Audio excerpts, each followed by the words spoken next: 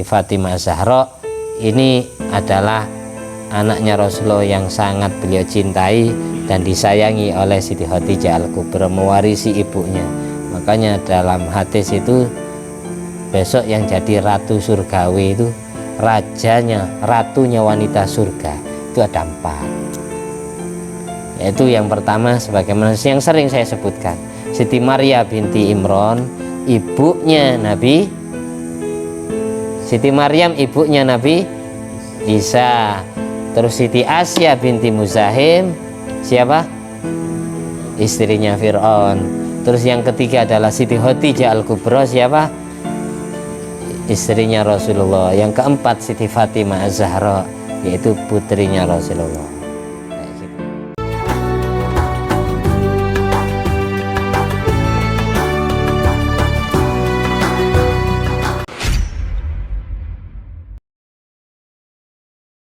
Assalamualaikum warahmatullahi wabarakatuh. Alhamdulillahirabbil alamin alladzi bi ni'mati tatimmus sholihat wa bi dzikri sulahai tatanazzalur rahmat wal barakat wassalatu wassalamu ala sayyidis sadat sayyidina maulana Muhammadin qutbil qadat wa ala alihi wa ashabi alanjumi zahirat amma ba'du. Allahumma sholli ala ruhi sayyidina Muhammadin fil arwah wa ala jasadi fil ajsad wa ala qabri fil kubur wa ala alihi wasallim. Rabbi syrah li sadri wa yassir li amri wa hlul 'uqdatam min lisani yafqahu qawli. Rabbi zidni ilma warzuqni fahma. At-tahiyyatul mubarakatus shalawatut thayyibatu lillah. Assalamu alayka ayyuhan nabiyyu wa rahmatullahi wa barakatuh. Assalamu alayna wa ala ibadillahi sholihin. Asyhadu an la ilaha illallah wa asyhadu anna muhammadar rasulullah.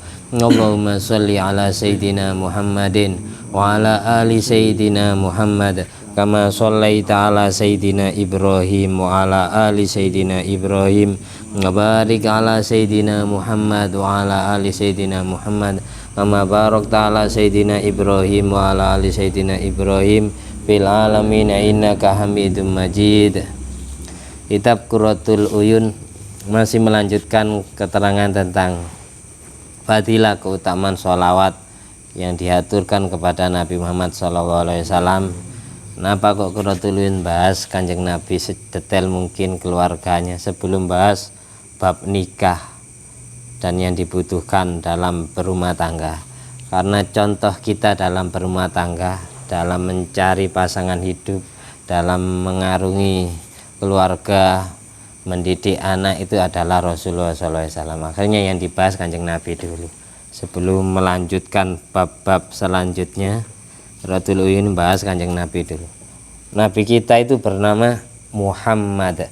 Muhammad itu kalau dalam bahasa Arab isim maf'ul dari fi'il madhi hammada yuhammidu tahmidan, tahmidatan tahmadan tihmadan muhammadan wa huwa muhammadun wa dzaka Muhammadun. Qauluhu Muhammad nabiyuna asyrafu bil itbaqi min kulli makhluqin alal itlaqi. Muhammad huwa asharu asma'i sallallahu alaihi wasallam. Namanya Rasulullah yang paling terkenal dari semua nama yang dimiliki Kanjeng Nabi. Itu nama yang paling viral, yang paling terkenal adalah Muhammad. Idlahu sallallahu alaihi wasallam asma'un anha ba'dum ila arba'i mi'atin wa naqal Abu Bakar bin al-Arabi an ba'dim anna lila alfa ismin walin Nabi sallallahu alaihi wasallam alfasmin. Karena menurut sebagian ulama namanya Rasulullah jumlahnya 400 nama, sebagaimana yang disebutkan di awal kitab Dalailul Khairat. Ada banyak namanya Rasulullah, 400 nama. Yang paling viral itu Muhammad.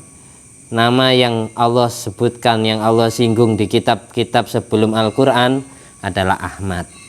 Makanya Nabi Isa alaihissalam mubasyiron bi rasulin ya'ti min ba'dismuhu Ahmad, untuk memberikan kabar bahagia Nabi sesudah Nabi Isa. Nabi Isa ini Nabi pra-terakhir itu Nabi Isa. Nabi Muhammad yang paling terakhir. Jadi 124.000 urutan pra-terakhirnya Nabi Isa. Yang paling terakhir adalah Nabi kita Muhammad SAW. Tiap Taurat juga disebutkan nama Nabi Muhammad itu Ahmad, bukan Muhammad. Zabur Nabi Daud itu juga Ahmad. Nabi akhir zaman itu namanya Ahmad. Ternyata kalau disimpulkan, Ahmad itu nama langitnya, Muhammad itu nama di buminya. Tiada yang bilang namanya Rasulullah bukan 400 nama, tapi 1000. Menurut Syekh Abu Bakar bin Al-Arabi, namanya Allah itu 1000 nama, namanya Rasulullah juga 1000 nama. Tapi di kitab Hasyiatus Shawi bukan pas 1000, tapi 1001. Maka banyak orang yang baca sholawat itu 1001. Ada yang baca sholawatnya 400. Kalau yang baca sholawatnya 313 berarti sesuai hitungan para rasul 313. Sesuai hitungan tentara Raja Tolut, mertuanya Nabi Daud juga 313. Sesuai hitungan tentara Badar Kubro di zaman Rasulullah juga 313. Kalau baca sholawatnya sehitungan itu berarti kita biar didamping oleh beliau-beliau, didamping para rasul, didamping tentara Raja Tolut, didamping tentara perang Badar, yang diistilah Jawakan Bolo Sewu itu. Dari saking banyaknya jadi kelihatan, diistilahkan gampangnya Bolo Sewu. Orang yang punya ilmu Bolo Sewu berarti banyak pendampingnya dari makhluk-makhluk Allah yang gaib. Perang Badar itu 313 tentara lawan 1000 tentara. Tapi kok bisa menang? Secara logika akal berarti 1 lawan 3 orang. Tapi kok bisa menang? Karena Allah beri tentara gaib, pasukan gaib. Jangan dikira orang-orang yang mati syahid di medan pertempuran mereka terus mati, mereka juga ikut perang. Sebagaimana di Palestina itu banyak video-video yang aneh ya, disaksikan oleh tentara Israel. Tentara Israel ini besar kok enggak bisa menang-menang, kelihatannya kayak Palestina kalah, tapi mereka yang wafat Allah hidupkan lagi secara gaib. Allah ikut sertakan perang lagi, sehingga kayak perang dengan hantu, ditembak mati hidup lagi, ada lagi, banyak lagi, nggak habis-habis. Seperti itu. Secara zahir kayak kalah, padahal aslinya Israel sendiri kewalahan berapa tahun nggak menang-menang, nggak selesai-selesai maksudnya perangnya, tetap kewalahan. Ini balik ke Nabi Muhammad SAW lagi. Nama Muhammad ini kalau dimaknai apa maknanya? Man kasurat mahamiduhu fayuhmadu hamdan ba'da hamdin. Manusia yang banyak mendapatkan pujian, sehingga dipuji setelah dipuji, dipuji setelah dipuji. Jadi bahasa Muhammad ablaghu min Mahmud, lebih balik, lebih sangat fasih daripada bahasa Mahmud. Kalau Mahmud orang yang dipuji, bisa dipuji 1 kali 2 kali. Tapi kalau Muhammad orang yang sering dipuji. Itu bedanya Muhammad sama Mahmud. Makanya kalau ngasih nama anak jangan Mahmud, Muhammad, biar banyak orang yang muji kebaikannya. Nggak mungkin muji kejelekannya, nggak mungkin. Orang ketika dipuji kejelekannya berarti aslinya sebaliknya kan? Mendoakan baik. Dan dilanjut, terus siapa orang pertama yang ngasih nama Muhammad itu? Yang ngasih nama Muhammad waqad qila li jaddi Abdul Muthalib. Ini menurut pendapat pertama, yaitu kakeknya Abdul Muthalib, Nabi Muhammad bin Abdullah bin Abdul Muthalib. Siapa yang ngasih nama Rasulullah ketika bayi? Itu pendapat pertama mengatakan kakeknya yang bernama Abdul Muthalib. Abdul Muthalib ditanyai oleh orang Quraisy, lima samaita ibnaka Muhammadan walam yakun min asma'i abaik wala ajdadik. Kenapa jenengan kok ngasih nama cucu dengan sebutan Muhammad, padahal Muhammad itu bukan nama bapak-bapaknya jenengan, bukan nama leluhurnya jenengan, bukan nama mbah-mbahnya jenengan. Datuknya jenengan Abdul Muthalib bin Hashim bin Abdimana bin Qusay bin Kilab bin Murrah bin Ka'ab bin Lu'ay bin Ghalib bin Fihir bin Malik bin An-Nadhr bin Kinana bin Huzaimah bin Mudrika bin Ilas bin Mudhar bin Nizar bin Ma'ad bin Adnan, sampai diteruskan ke atas Nabi Ismail, Nabi Ibrahim. tidak ada satupun yang bernama Muhammad. Makanya orang Quraisy Mekah kepo kepada Sayyid Abdul Muthalib, kenapa kok dikasih nama Muhammad, kok aneh, padahal leluhurnya jenengan tidak ada satupun yang bernama Muhammad. Terus jawaban Syekh Abdul Muthalib itu apa? Beliau jawab gini kepada orang Quraisy yang bertanya, faqala rajautu ayyuhammada fis sama'i wal ardi, aku berharap kelak cucuku ini akan banyak dipuji oleh makhluk langit dan makhluk bumi. Fahaqqaqallah raja'ahu, akhirnya Allah mengabulkan cita-cita atau harapan Sayyid Abdul Muthalib. Dari sini dapat kita tarik benang merah, ngasih nama itu diniatkan. Kita punya adik atau punya anak, punya ponakan, kalau kita ditugaskan yang ngasih nama, kalau bisa namanya maknanya bagus, terus nama itu bisa jadi doa, pasti terwujud.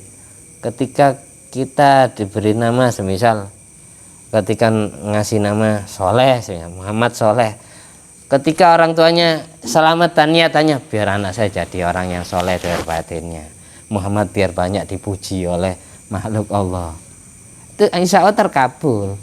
Perjalanan hidupnya anak ini akan Allah atur sesuai niatan dan doa orang tuanya ketika pertama kali ngasih nama. Itu perlu.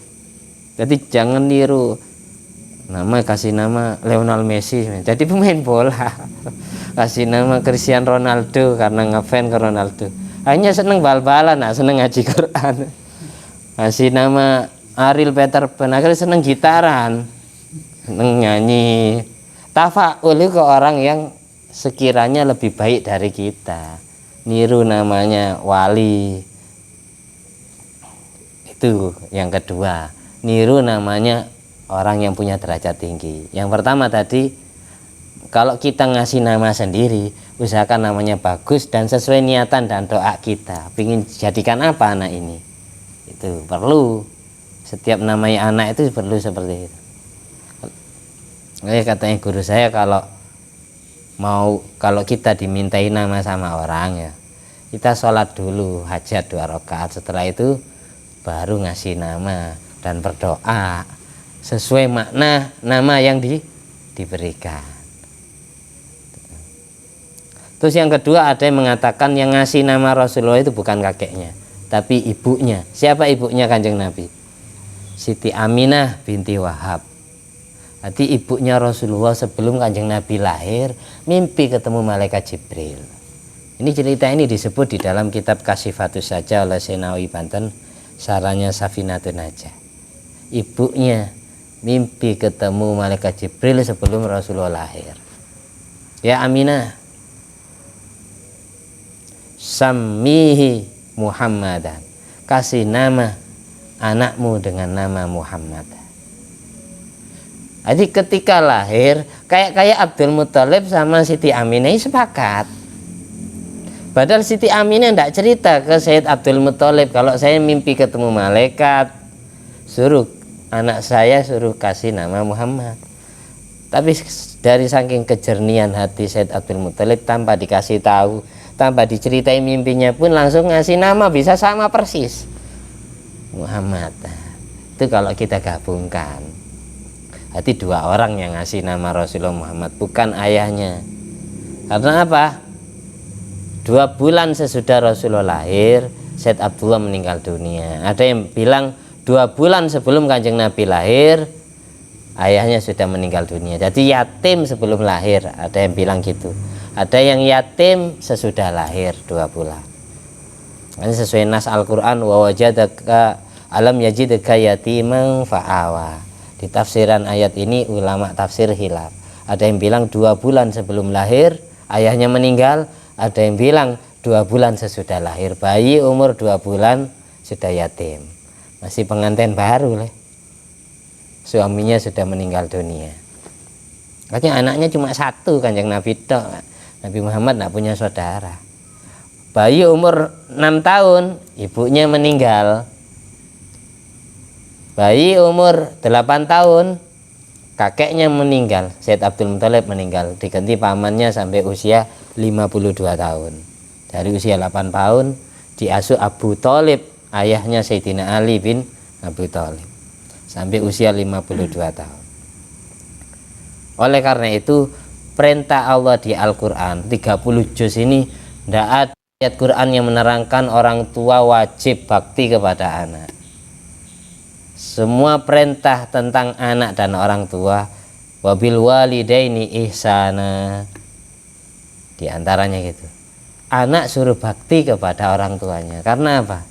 Karena Nabi kita sendiri seumur hidupnya tidak pernah berbakti kepada orang tuanya. Yang kedua, karena Nabi sangat mencintai umatnya yang mengabdikan diri kepada orang tuanya. Karena aku, nabimu, seumur hidupku tidak pernah bakti kepada orang tuaku. Jadi aku sangat bangga melihat umatku yang mengabdikan dirinya kepada orang tuanya. Aku mulai kecil sudah ditinggal mati orang tuaku, jadi tidak pernah bisa balas jasa kedua orang tuaku. Aku diasuh oleh kakek dan pamanku. Nabi seolah-olah Kanjeng Nabi iri kepada umat yang ngabdi kepada orang tuanya. Oleh karena itu Kanjeng Nabi sangat mencintai umatnya yang mengabdikan diri kepada orang tua. Tidak lupa ngirim doa, tidak lupa bantu-bantu kekurangan orang tua apa, kebutuhannya apa, entah itu tenaga, entah itu pikiran, entah itu materi, dan seterusnya. Tak orang tuanya dipijeti dan seterusnya. Banyak cara ngabdi orang tua itu. Terus dalam sholawat yang sering kita baca sebagaimana tadi, Allahumma sholli ala Sayyidina Muhammad wa ala ali Sayyidina Muhammad. Setiap tahiyat kita baca sholawatnya seperti itu. Allahumma sholli ala Sayyidina Muhammad wa ala ali Sayyidina Muhammad. Kenapa kok tidak ada wasahbihinya? Ali Sayyidina Muhammad itu pengertiannya apa? Semoga Allah memberikan sholawatnya kepada Nabi Muhammad dan kepada Ali Sayyidina Muhammad. Siapa Ali Sayyidina Muhammad itu? Ulama ada dua pendapat. Ada yang mengatakan yang dimaksud Ali adalah ahluhu, keluarganya Kanjeng Nabi, wa ashiratu, dan semua kerabatnya Kanjeng Nabi. Wa alun Nabi sallallahu alaihi wasallam man tahrum alaihi shadaqah. Yang dimaksud Ali Sayyidina Muhammad adalah orang-orang yang haram disodakoi, orang-orang yang haram menerima zakat fitrah maupun zakat mal. Siapa? Secara fikih, belajar kita fikih mazhab apa saja, yaitu keturunan Bani Hashim dan Bani Muttalib. Keturunan Bani Hashim dan Bani Muttalib itu Ali Sayyidina Muhammad. Nabi Muhammad bin Abdullah bin Abdul Muttalib bin Hashim bin Abdi Manaf. Hashim bin Abdi Manaf, buyutnya Rasulullah ini punya adik bernama Muttalib. Hashim bin Abdi Manaf, Muttalib bin Abdi Manaf. Jadi Abdi Manaf punya anak 4, di antaranya yaitu Hashim, Abdus Syams, terus Muttalib dan Naufal.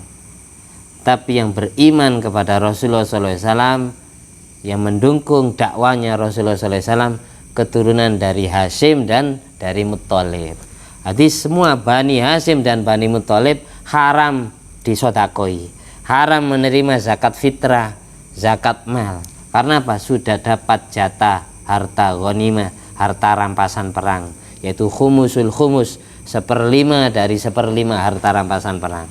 Makanya orang yang ngaku masih anak turunnya Rasulullah itu kebanyakan tidak mau menerima sodako. Entah sodako uang, sodako makanan. Paling kalau diterima niat melegakan hatinya, setelah itu tidak dimakan sendiri, diberikan ke orang lagi.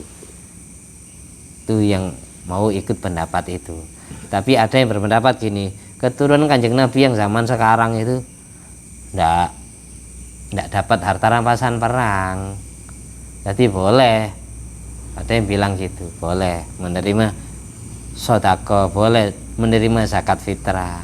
Tapi yang lebih hati-hati biasanya, saya punya guru Habib ya, terus setiap saya salaman ditanyai apa ini, kalau saya jawab sodako langsung diberikan ke orang lagi.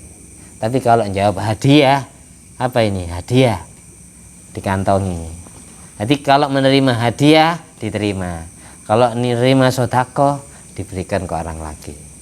Jadi intinya gini, katanya guru saya, pokok setiap kita mau memberikan sesuatu kepada guru kita, takut guru kita ini masih punya darah Rasulullah, meskipun panggilannya Gus, Kiai atau Ustadz, meskipun bukan Habib. Kita setiap ngasih guru kita ini niati hadiah, menghadiahkan sesuatu untuk guru kita sebagai balas budi ilmu yang beliau berikan kepada kita. Jadi jangan diniati sodako, takut beliau ikut pendapat yang ini, karena Ali Sayyidina Muhammad adalah orang yang haram menerima sodako. Jelas ya? Ada yang berpendapat Ali Sayyidina Muhammad bukan hanya keluarga Nabi, bukan hanya keturunannya Nabi, bukan hanya Bani Hasyim, Bani Muthalib, tapi menurut Imam Malik dan imam yang lainnya yang didukung oleh Imam Nawawi dalam Madzhab Syafi'i dalam kitab Syarhi Muslim, anna alahu sallallahu alaihi wasallam atba'uhu wa huwa ummatul ijabah. Yang dimaksud Ali Sayyidina Muhammad yang kedua adalah semua umatnya Rasulullah itu Ali Sayyidina Muhammad. Ini yang cocok alaik bimaqamid doa, yang cocok dengan kedudukan doa sholawat. Makanya kalau sholawat Fatih itu, salat Fatih Allahumma sholli ala sayyidina Muhammadin al-fatih lima ughliq wal khatim lima sabaq nasiril haq bil haq wal hadi ila siratikal mustaqim wa ala alihi haqqa qadri wa miqdaril azim. Karena beliau ikut pendapat Ali itu semua umatnya Kanjeng Nabi itu Ali Sayyidina Muhammad. Jadi tidak harus keturunannya Nabi, tidak harus keluarganya Nabi. Jadi meskipun tidak ada wasahbihinya, kita baca ala Ali Sayyidina Muhammad secara tidak langsung mendoakan seluruh umatnya Rasulullah di seluruh dunia. Allahumma shalli ala sayyidina Muhammad wa ala sayyidina Muhammad. Ikut pendapat Imam Malik, Imam Syafi'i dan Imam Nawawi. Ali Sayyidina Muhammad adalah seluruh umatnya Kanjeng Nabi, tidak harus kerabatnya Nabi, tidak harus sahabatnya Nabi. Ali ini masuk umat yang keturunannya Nabi maupun bukan, masuk Ali Sayyidina Muhammad. Umat yang masih sahabatnya Nabi maupun bukan, termasuk Ali Sayyidina Muhammad. Jelas ya? Ada pendapat yang ketiga, yaitu pendapat Qadhi Husain, Ali Sayyidina Muhammad khusus al-atqiya, khusus yang bertakwa saja. Kalau yang tidak bertakwa tidak masuk ala Ali Sayyidina Muhammad. Karena firman Allah di Al-Quran, in awliya'u illal muttaqun. Kekasih Allah itu orang-orang yang bertakwa. Jadi kalau yang tidak bertakwa tidak masuk. Terus sekarang bahas keturunannya Nabi. Abna yang dimaksud keturunannya Nabi adalah jami'u auladih wa hafadatih ilang kirodil alam. Semua anaknya Nabi, semua cucunya Nabi, semua keturunannya Nabi, sampai datangnya hari kiamat, sampai rusaknya alam semesta. Walam ya beko al-an hafadatun illa min Fatimatiz Zahra. Tidak ada satupun keturunannya Rasulullah yang tersisa di muka bumi ini sampai sekarang ini, kecuali yang dari jalur Siti Fatimah Az-Zahra. Jadi putranya Kanjeng Nabi itu kan anak pertamanya Sayyidina Qasim. Nabi menikah dengan Siti Khadijah, lahir Sayyidina Qasim. Punya adik perempuan Siti Zainab, punya adik perempuan Siti Ruqayyah, punya adik perempuan Ummi Kulsum, punya adik laki-laki Abdullah atau Thayyib Thohir, punya anak terakhir perempuan Siti Fatimah Zahra. Ini 6 orang terlahir dari Siti Khadijah Al-Kubra. Ada dari istri yang lain, ada yang bilang budaknya yaitu Mariatul Qibtiyah, lahir 1 anak laki-laki yang bernama Sayyid Ibrahim. Jadi jumlah putra putri Rasulullah jumlahnya ada 7, lambang 7 ayat surat Al-Fatihah. Jadi 3 laki-laki, 4 perempuan. Anaknya Kanjeng Nabi yang pertama itu laki-laki, ditutup perempuan. Sayyidina Qasim. Makanya alam kunyahnya Rasulullah, nama panggilannya Abul Qasim, bapaknya Qasim, karena anak pertamanya namanya Qasim. Tapi semua keturunannya Rasulullah, semua anaknya Kanjeng Nabi, Allah takdir meninggal dunia sebelum Rasulullah. Semua putra putrinya Rasulullah meninggal sebelum Kanjeng Nabi, kecuali satu orang, yaitu Siti Fatimah Az-Zahra, meninggal sesudah Nabi di tahun yang sama, 4 bulan sesudah Rasulullah meninggal dunia.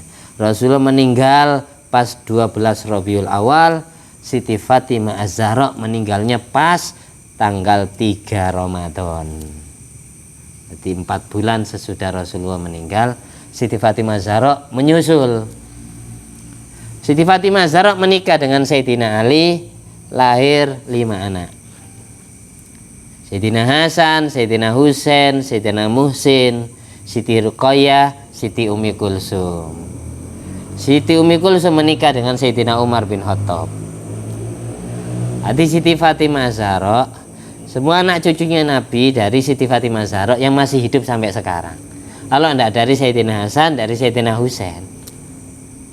Wali Songo kayak Sunan Ampel bin Maulana Ibrahim Asmorogondi bin Jamaluddin Akbar Husain bin Syarif Ahmad Sajalal bin Abdullah Atmad Khan bin Amir Abdul Malik Atmad Khan bin Alwi Ambul Faqih bin Muhammad Sohibul Mirbat bin Ali Kholiq Qasam bin Alwi bin Muhammad Sohibus Som'ah bin Alwi Ba'alawi bin Ubaidillah bin Ahmad Al-Muhajir Ilallah bin Isa Ar-Rumi, Isa An-Nakib bin Muhammad An-Nakib bin Ali Al-Uraidi bin Imam Ja'far Shadiq bin Muhammad Al-Bakir bin Ali Zainal Abidin bin Sayyidina Husain bin Siti Fatimah Az-Zahra binti Rasulullah SAW.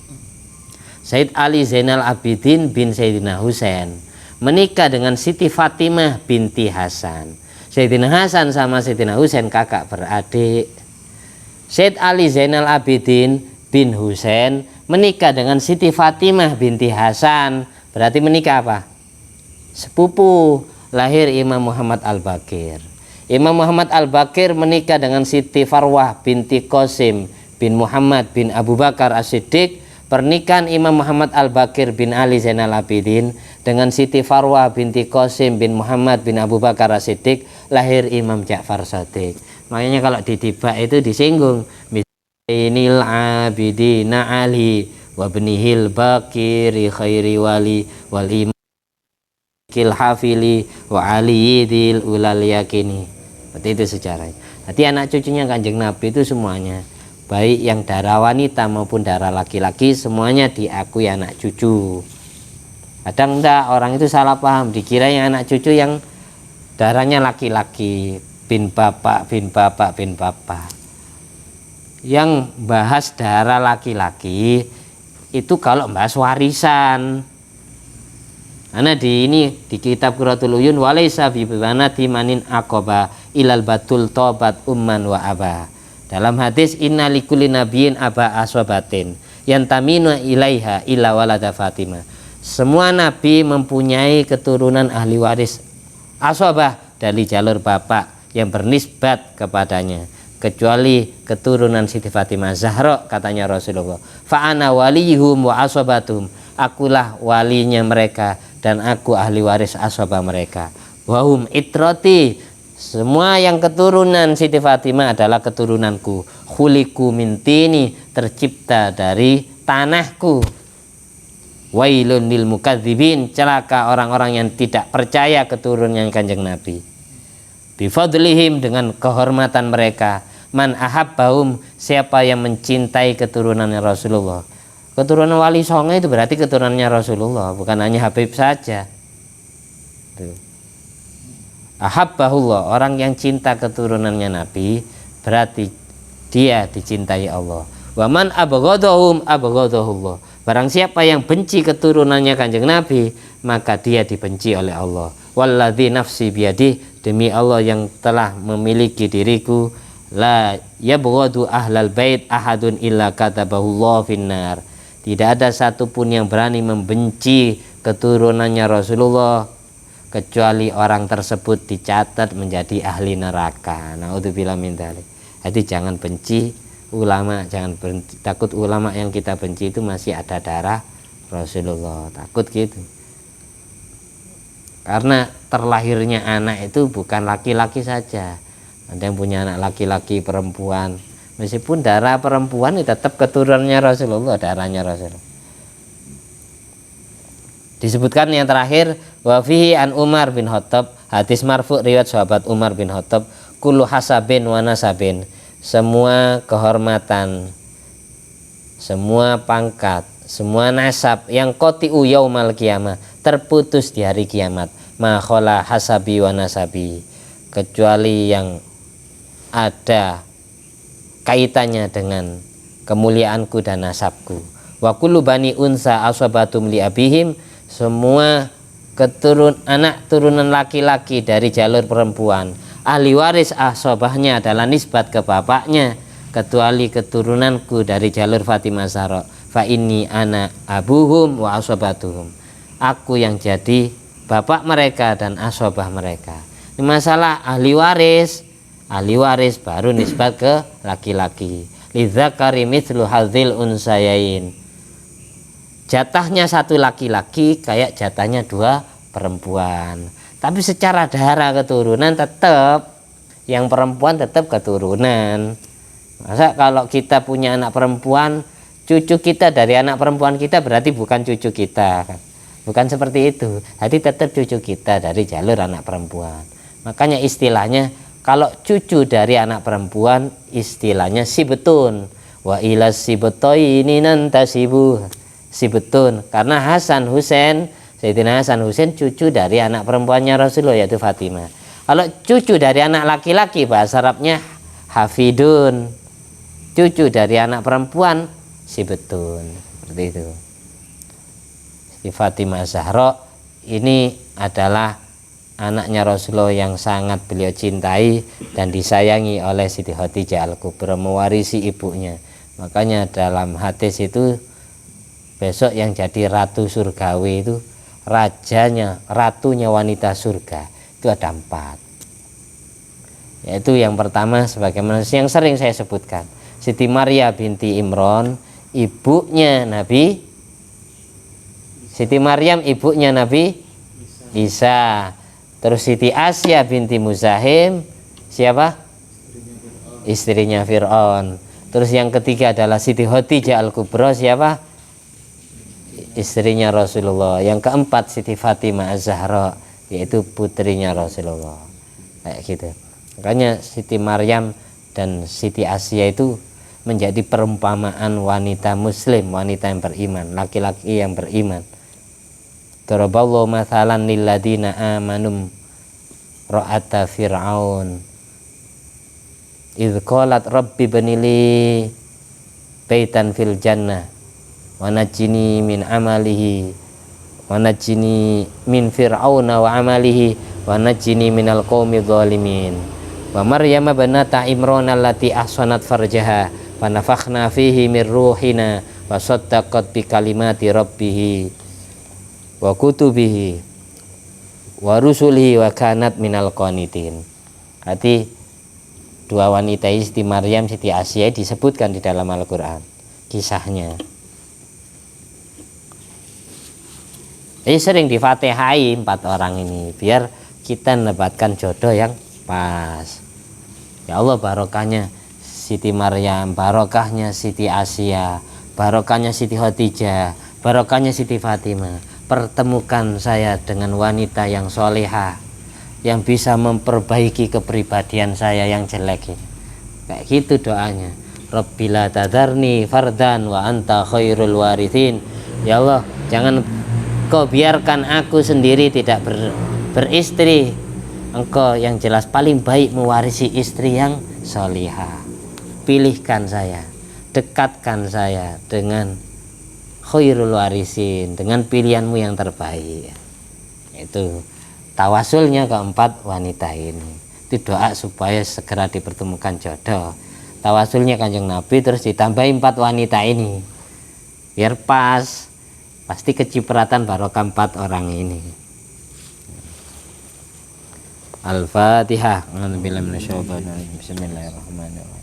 Alhamdulillahirabbil alamin arrahmanirrahim maliki yaumiddin. Iyyaka na'budu wa iyyaka nasta'in ihdinas siratal mustaqim Shiratal ladzina an'amta 'alaihim ghairil maghdubi 'alaihim waladdallin. Amin. Alhamdulillah alladzi at'amani hadzal ilma wa razaqanihi min ghairi haulin minni wala quwwatin. Allahumma shalli ala sayyidina Muhammad wa ala ali sayyidina Muhammad bi fadli subhana rabbika rabbil izzati amma yasifun wa salamun alal mursalin walhamdulillahi rabbil alamin. Assalamualaikum warahmatullahi wabarakatuh.